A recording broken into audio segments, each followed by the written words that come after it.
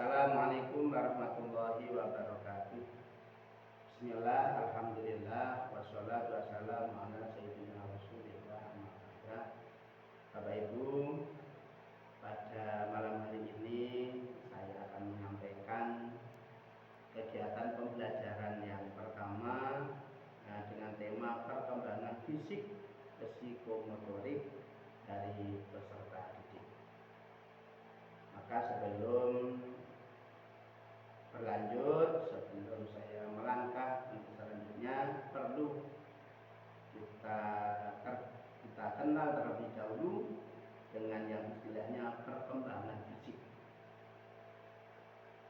Perkembangan fisik adalah peningkatan kemampuan seseorang, peningkatan skill seseorang, ataupun peningkatan fungsi tubuh. Peningkatan fungsi tubuh seseorang yang diakibatkan oleh pendewasaan. Maka semakin dewasa seseorang akan bertambah pula skill atau kemampuan dari seseorang itu.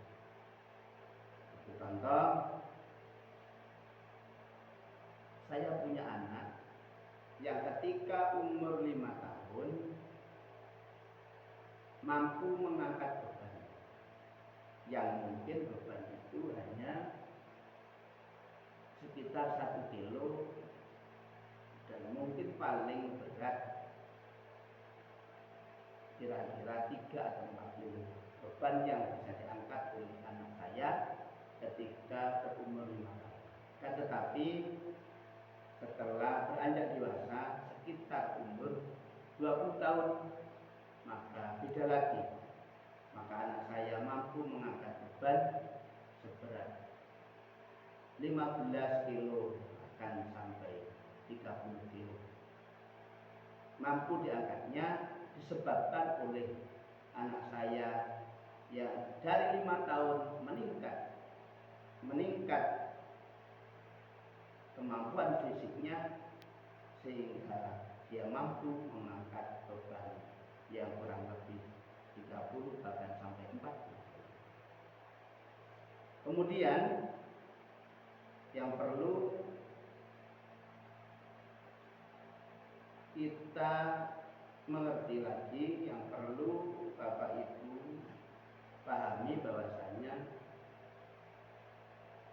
perkembangan fisik juga harus diimbangi dengan perkembangan psikomotorik. Apa itu perkembangan psikomotorik? Perkembangan psikomotorik adalah perkembangan seseorang untuk mengontrol gerakan-gerakan tubuh yang seimbang, yang terkoordinasi antara gerakan saraf dan gerakan otot. Maka gerakan-gerakan yang ada pada seseorang bisa dibagi menjadi 2. Yang pertama adalah gerakan kasar, yang kedua adalah gerakan halus. Gerakan kasar, satu contoh, melompat. Ini bisa dikatakan gerakan yang kasar, dan yang contoh yang kedua adalah berlari. Di melompat dan juga berlari ini adalah salah satu contoh gerakan kasar dari gerakan tubuh kita. Dan yang kedua yaitu gerakan halus. Gerakan halus ini adalah gerakan yang dicontohkan dari gerakan jari-jari kita. Kemudian bisa kita contohkan lagi adalah gerakan dari kedip mata kita. Atau gerakan-gerakan kecil itu bisa dikatakan dengan gerakan halus. Bapak Ibu yang saya muliakan, untuk selanjutnya hubungan dari yang saya sampaikan di atas dengan para peserta didik kita, pada anak-anak kita, ini kita punya kewajiban untuk mempunyai kemampuan kita untuk membantu mengembangkan peserta didik kita.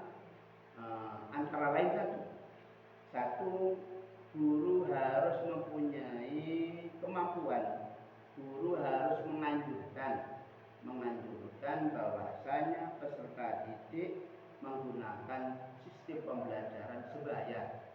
Artinya dalam satu kelas ini diusahakan mereka adalah yang seumur. Dan yang kedua yang bisa dilakukan Bapak Ibu dalam membantu anak-anak peserta didik kita, yaitu memberikan kesempatan kepada anak-anak untuk belajar mandiri tanpa bantuan dari Bapak Ibu. Sementara itu yang bisa saya